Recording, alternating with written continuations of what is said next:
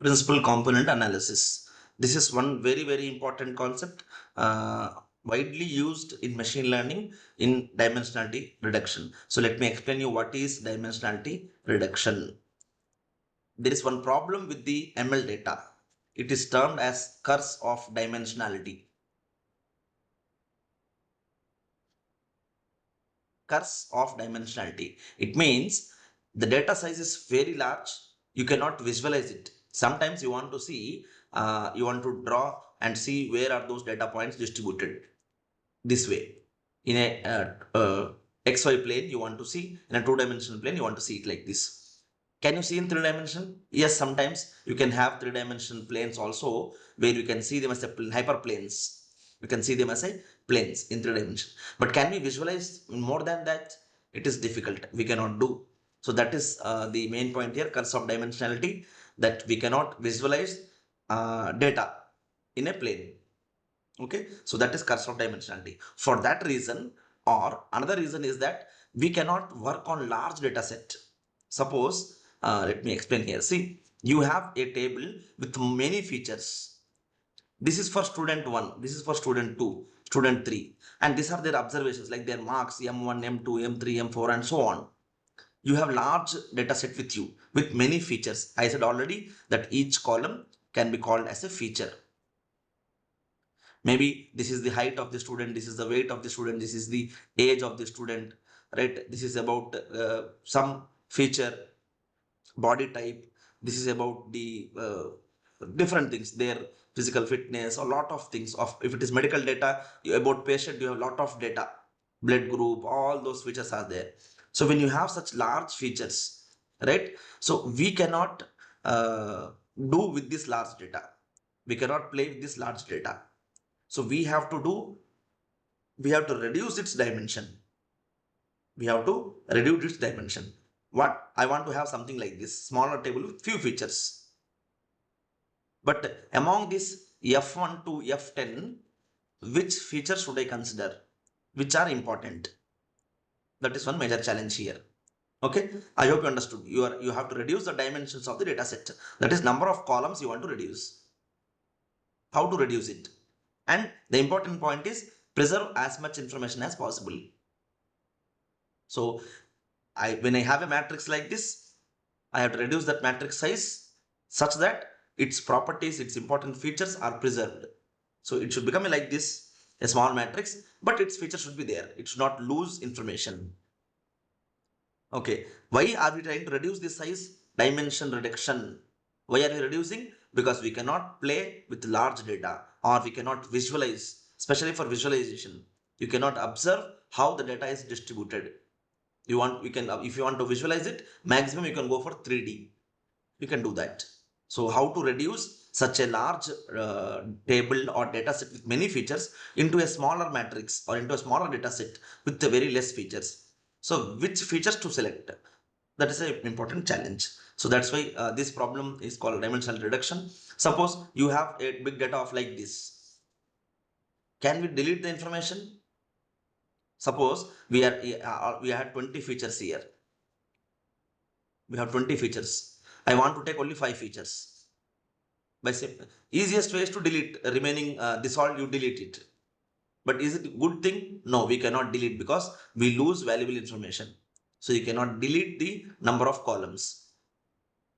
Okay, right? So we cannot delete it.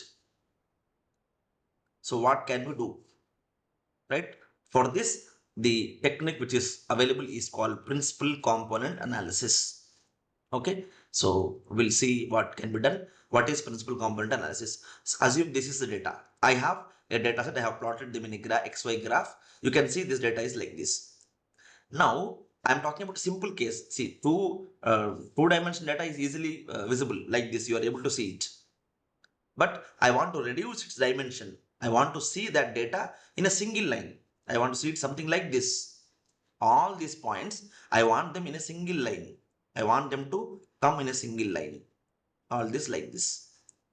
So that it is easy for me to visualize. This is the case for two dimension to one dimension.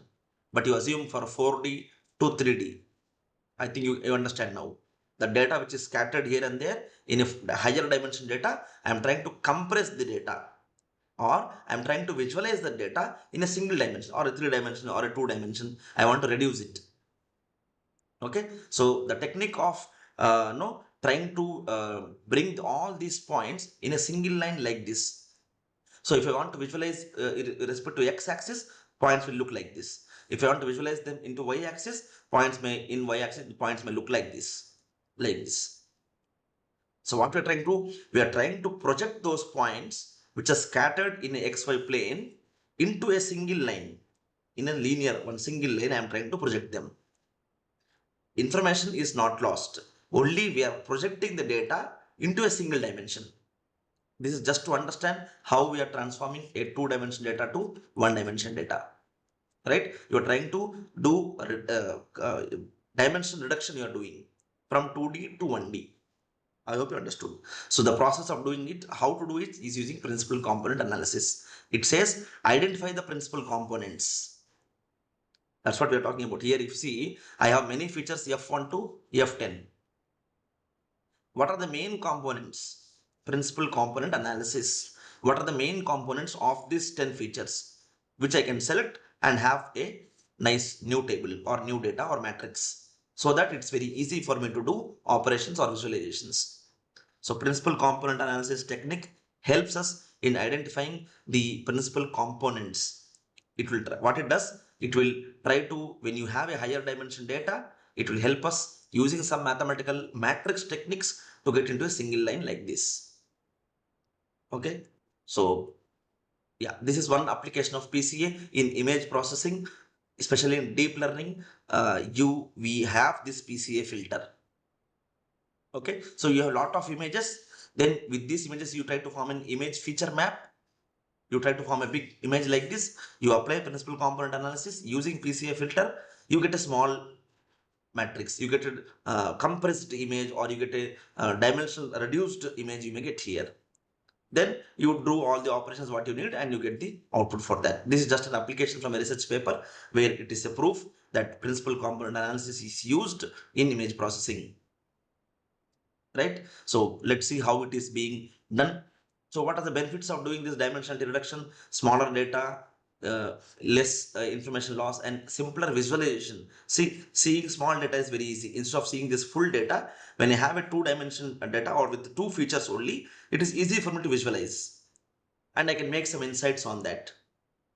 So when you have a higher dimension data, you can apply principal component analysis technique to reduce its size into smaller dimension. We have a lot of benefits with that. So how we do it mathematically and how we do it using Python programming, we are going to see. So I'll just quickly explain you how we do it. PCA, principal component analysis. When you have a data with you, when you have the data set with you, again, what is data set? We have already studied. It can be converted to a matrix. It can be converted to a matrix. When you have a matrix like this, you try to form the covariance matrix. I'll teach you how to find out covariance matrix. You find out covariance matrix. For this covariance matrix, you calculate eigenvalues. For those, you calculate eigenvectors.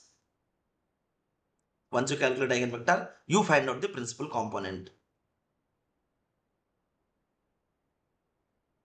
You find out a principal component vector. With this matrix or this data set, if it's of 2 dimension, it can become 1 dimension. If it is 3 dimension, it can become 2 dimension. Okay, that way we can try to do it. PCA. But manually solving on pen and paper, maximum we can do a 3D to 2D or a 2D to 1D. In Python programming, you give any dimension data, it will give you the reduced data set. Ultimately, we can maximum say 3 dimension data. So you have to convert, apply principal component analysis multiple times to reach to a 3 dimension data, which can visualize using Python programming. So how to do that? So you have to calculate mean. So all this data exists, you have to calculate the mean. So I need not teach you how to calculate mean of the points x and y. Variance. So these are data points. Now, I said that here, in this case, I explained you that yes, when you have data spread like this, when you are trying to project this into a single axis x, it looks like this. So it became a single dimension data now. So I am projecting this information onto x axis. See, like this, I am bringing everything into x axis like this. But if I do it, yeah. So see, this is the data. So this is x and this is y. So when I bring them into x-axis, so variance, it is larger because they are widespread. Y-axis, it is smaller like this, right? So variance means how far they are placed each other. What is the difference distance between the data points? How they are varying, how the data points are varying when I project them in a single line, right? You see, they are spread in this much big space, but here there are quite less space here. That is variance. Variance means when I project those data points onto a line on a single axis, how they are varying each other. What is the distance between those things? So how do you calculate variance? So 1 by, this is the formula to calculate variance. Why I need variance? Because I need to calculate covariance matrix. For that, I need to know how to calculate variance.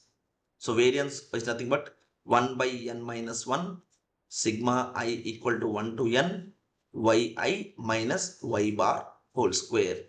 This is variance of y. What is variance of x? Same, 1 by n minus 1 sigma equal 1 to n xi minus mu x is the mean x square.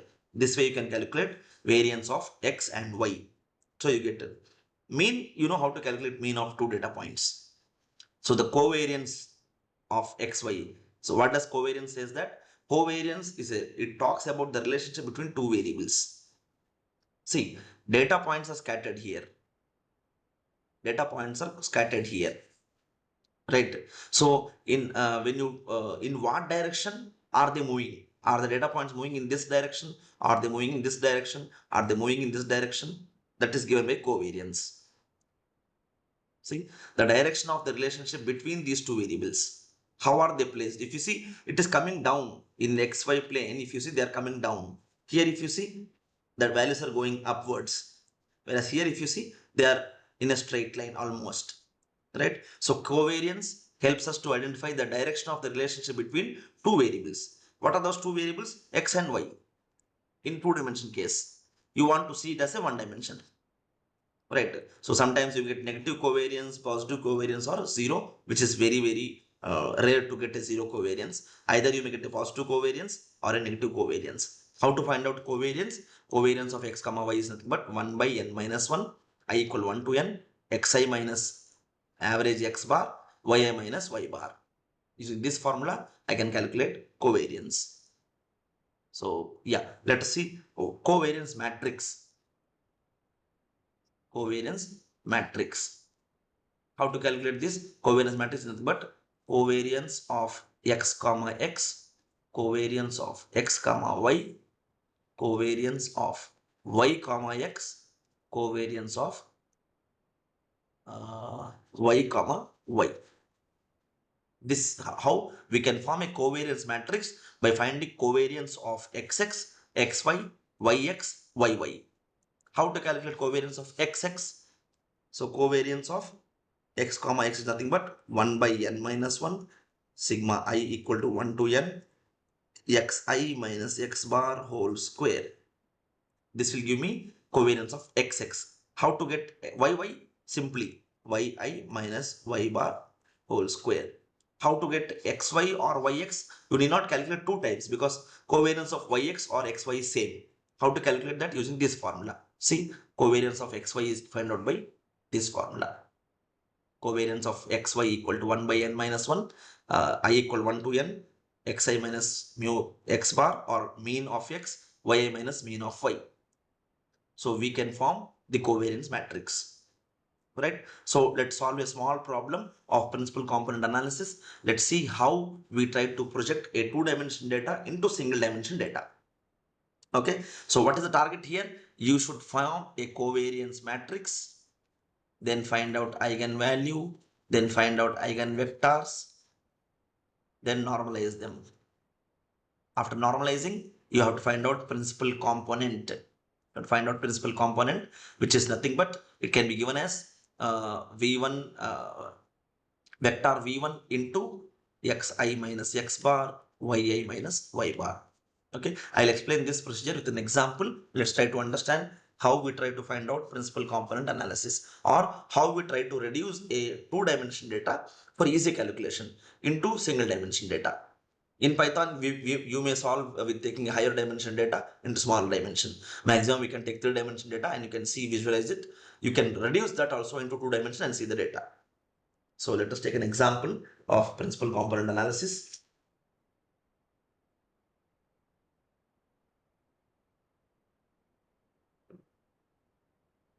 So we are given 4 data with us. So we have features here, x and y, and the data has of 4 entities, a, b, c, d. So the data is here 4, 8, 13, and 7, and this is 11, 4, 5, 14. So I have a data. There are 2 features. There are 4 people. So maybe heights and weights of 4 different students are given. 4 different students. This is my data set. Okay, this is my data set. I want to if I draw this diagram, if I plot these features in the xy graph, I can see they are scattered here and there. My target is to reduce the dimension of this data, these 2 features x and y. See, I have data of 2 features x and y. I want to club them and form a single feature. I want to numerically transform those data of 2 features into a single feature.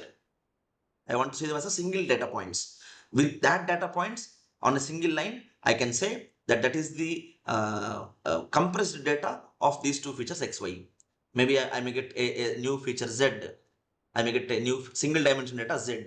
Out of this 2 dimension, I am trying to convert that 2 dimension data into single dimension data as z, where z can be observed as a compressed data, or the information which is gathered by combining these 2, or by projecting these 2 data points on a single plane.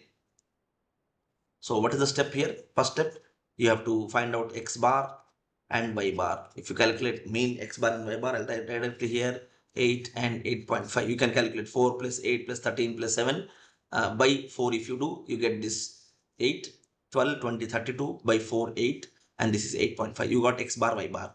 Now you have to calculate covariance matrix, covariance of x comma x, that is 1 by n minus 1, where n here is the number of entities. There are 4. N value is 4 because there are data of 4 below people. So here it is 3, then sigma I equal to 1 to n xi minus x bar whole square.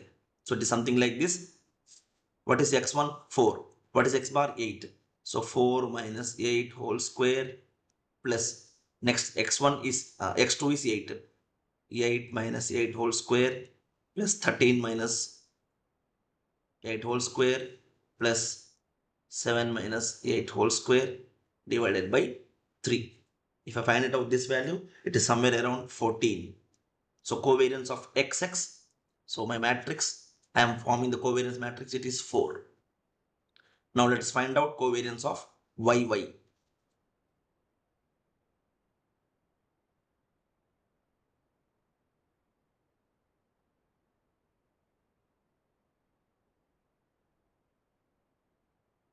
Covariance of y comma y can be given as 1 by n minus 1 sigma I equal to 1 to n yi minus y bar whole square.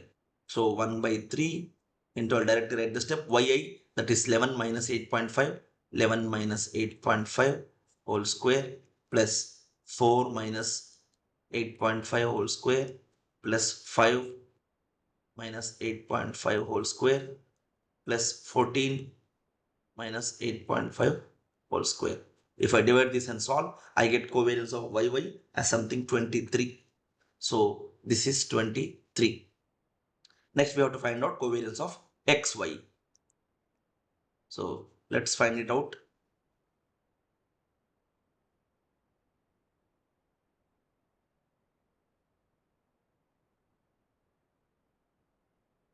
So xy or yx both is same. 1 by n minus 1 sigma equal 1 to n yi minus y bar into xi minus x bar. So it is nothing but 1 by 3 into yi minus y bar. So 11 minus 8.5 into 4 minus 8. That way you have to multiply. So 11 minus 8.5 into 4 minus 8 plus y2 x2. So x2 y2 4 minus 8.5 into 8 minus 8. 8 minus 8 plus next third term is 5 and 13. So 5 minus 8.5 into 13 minus 8 plus the last one 14 minus 8.5 into 7 minus 8.5. If I multiply with this and try to solve, I'll quickly write what we are getting here. So it is something around minus 11. So this becomes minus 11, minus 11. So we got the covariance matrix 4 minus 11 minus 11, 23. Now let's try to find out eigenvalue, eigenvector, which I will be skipping because we will not spend time calculating eigenvalue, eigenvector. I will directly give you what are the eigenvalues and eigenvectors.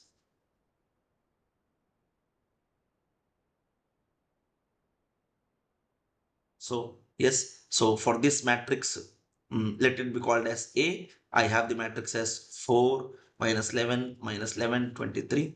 If I find out eigenvalues, so lambda 1 will be around 30.3, lambda 2 is 6.6. If I calculate eigenvector of lambda 1, I get something 11 and minus 16.3. Yeah, sorry, 14. True. 14 minus 11, minus 11, 23. Yes. If I calculate eigenvector lambda 1, you know how to calculate eigenvector now. So you get 11 minus 16. Eigenvector for lambda 2, I get something. Yeah, here we need not calculate eigenvector lambda 2. The point here is that among these two eigen values, whichever eigenvalue is large, only that you have to consider. You can ignore the remaining eigenvalues. You need not consider them. Now, the larger eigenvalue is 30.3. For this is the eigenvector. You normalize this. Normalize eigenvector V1. If you normalize this, how to normalize? You know, if I told you, if there is a vector x1, x2, if you're normalizing it, it becomes x1 by square root of x1 square plus x2 square, x2 by square root of x1 square plus x2 square. This forms your normalized vector. So let us, if I quickly normalize them,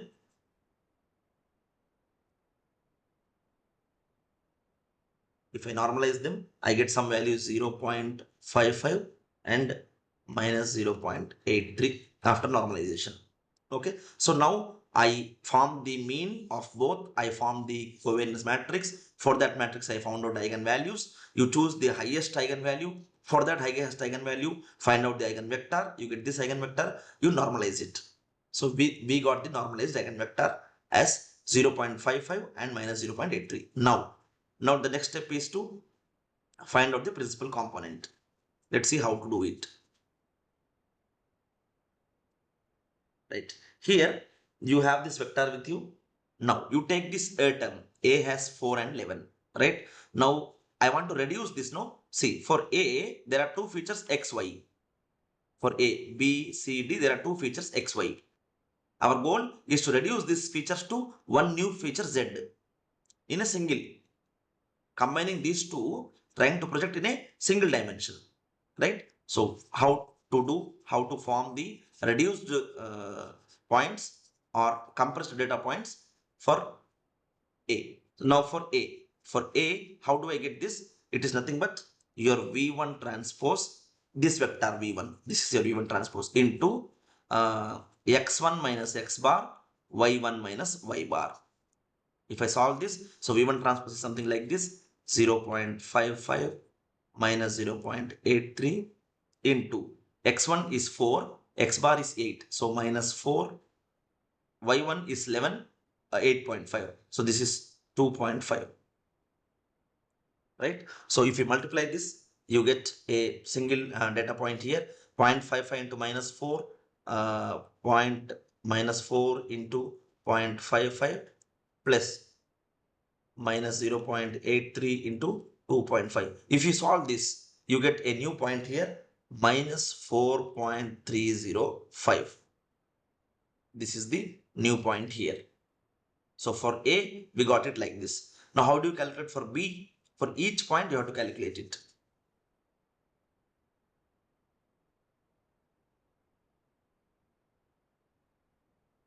See, for now, if I want to calculate for B, V1 transpose into X2, Y2, because B has two features, X2, Y2. If you calculate that for B, you get something around 3.736. This way, you can calculate for C and D as well. So ultimately, I will just quickly write what we find it out here.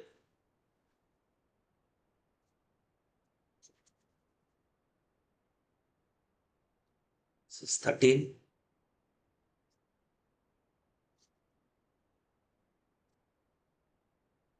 So when I reduce these two features xy into a new feature z, okay. So for A, the feature is minus 4.30. For B, it is 3.73. For C, it is 5.69. And for D, it is minus 5.12.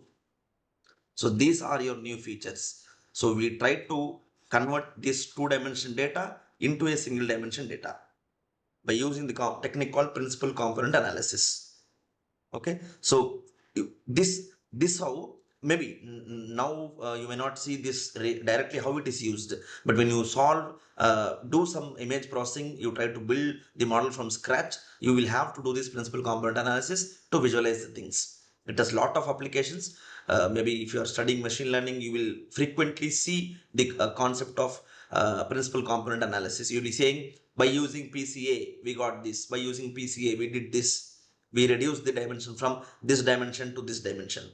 So this is the actual technique how it is being done. We have seen for a small example how we do it for 2D to 1D, right? So the when you try to, maybe indirectly I can say, when you try to project the data, right, this data, suppose this was the given data to you, but in this example which I have taken, everything is a positive number here. So maybe data points are something like this. You have data points here. Okay, like this you have data points. When you try to bring them into a single line or on a single dimension or on X or Y, you get those 4 points in a single line. So these are the values. These are the values which we found out. So very powerful technique in dimensionality reduction. When you have lot of features, when you want to reduce that number of features, we have to apply a technique called PCA. What does PCA, how it is solved? To do PCA, you have to find out the first you have to find out the mean for a 2D example, mean, then find out covariance of xx, xy and yy, then form the covariance matrix. How it is formed here? So it is covariance of x comma x, covariance of x comma y, covariance of y comma x, covariance of y comma y. Don't calculate these two times, both are same. You get this matrix, you find out eigenvalues, pick the top one, pick the highest eigenvalue. For this eigenvalue, form the eigenvector, then you normalize it. Once you normalize it, then take those values. Suppose we had A, B, C, D for two features xy, we had 4, 11. Then you can calculate the single dimension data.